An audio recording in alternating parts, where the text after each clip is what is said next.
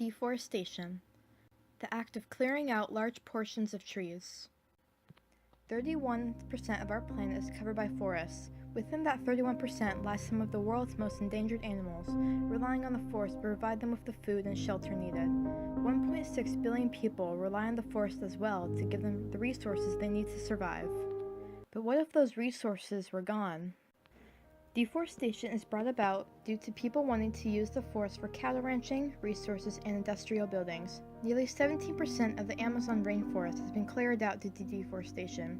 That is 1% out of many forests nearly cleared out or extinct. There is a multitude of problems brought about by deforestation, including a decrease in biodiversity, climate change, and erosion.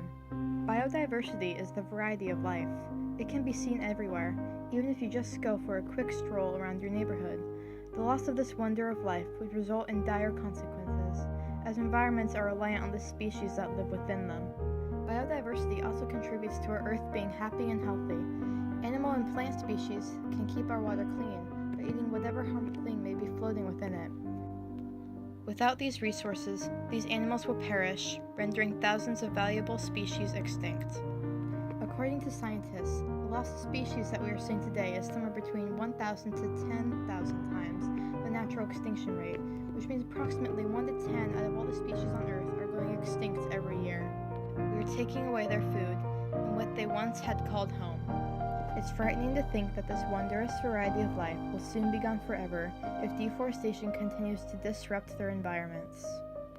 Climate change is not caused only by deforestation, but it still is a main contributor to the slow but steady rise in temperature of our planet.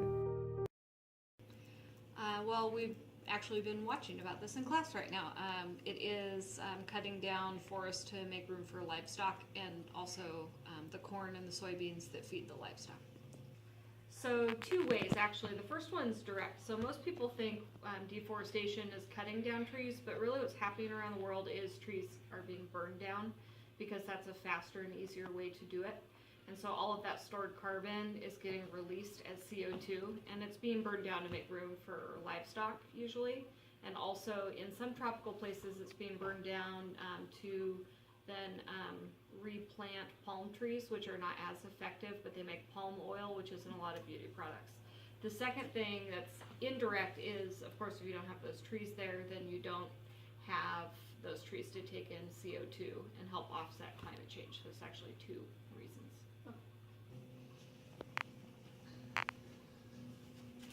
I think it's really going to depend where you live. So for us here in Washington, we're more reliant on evergreen forests, and even though we cut down old growth forests and we shouldn't, we also replant, at least with Douglas fir stands, and so that will keep our air quality pretty stable.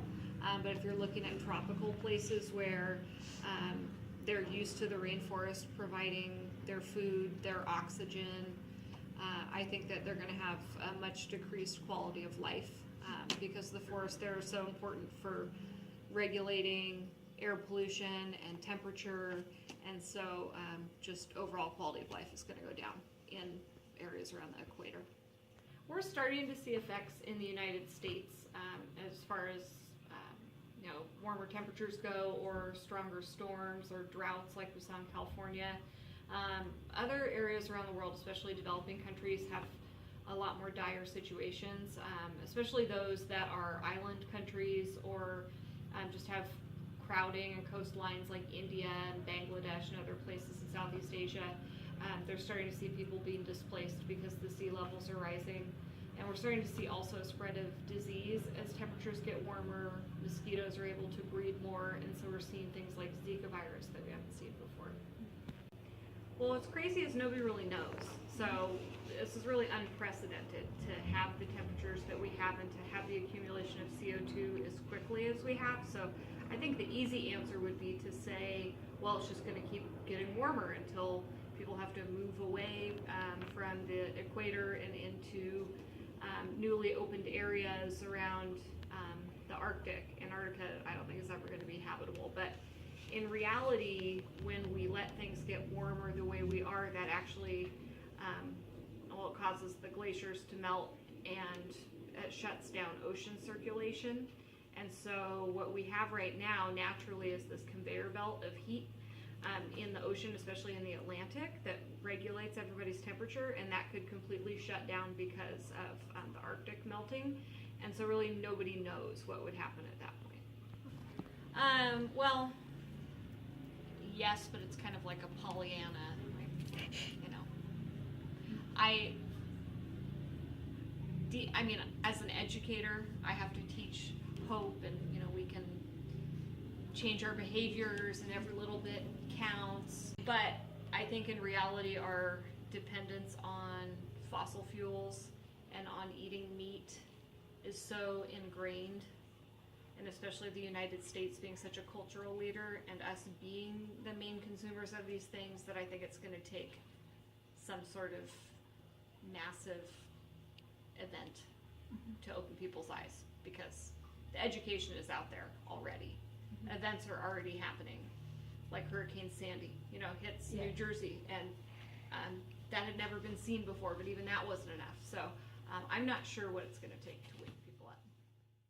If this rapid increase in temperature continues to incline at this rate, we will likely not be able to survive, and the majority of us will meet our end.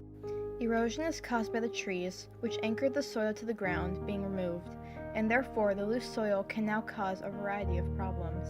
In areas such as the Amazon rainforest, where there is heavy rainfall and deforestation, there is a much higher probability that there will be flash flooding when the rainfall is mixed in with the loose soil. Some people may say that flooding has always been a problem, but it was not as much of an issue back then as it is now. The tree's roots would have kept the soil and water in place, rather than mixing it all together in a mass flood.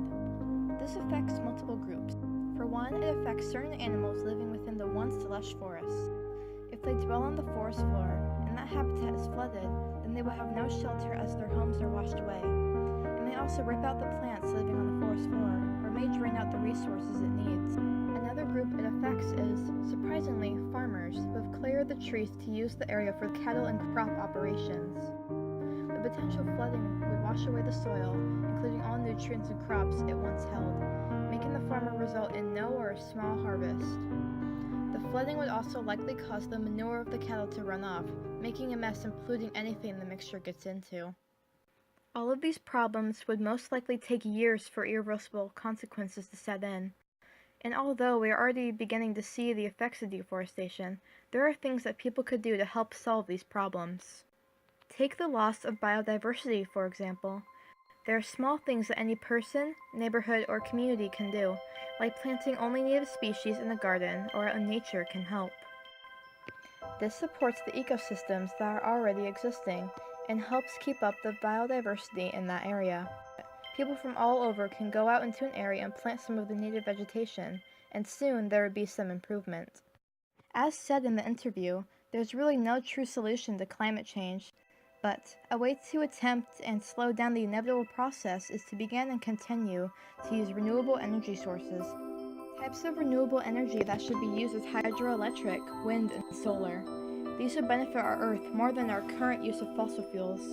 Fossil fuels can only be used once before they're gone. Therefore, we will continue to use the fossil fuels until they are absent.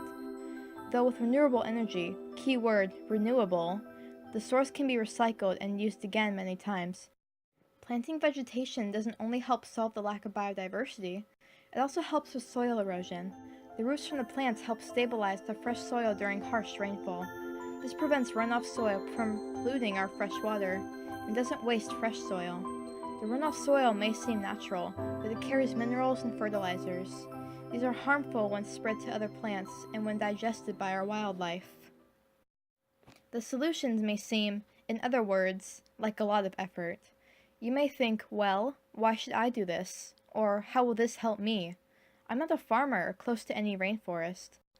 But each tree or plant that is planted into the ground and taken care of is at least one step to help the environment. You don't have to be in a rainforest or on a farm to help. Trees are needed anywhere and everywhere. The environment needs your help. You can get baby trees from your local plant store and place it wherever you think best. Instead of sitting back and thinking someone else will do the work, be the trendsetter and plant a tree.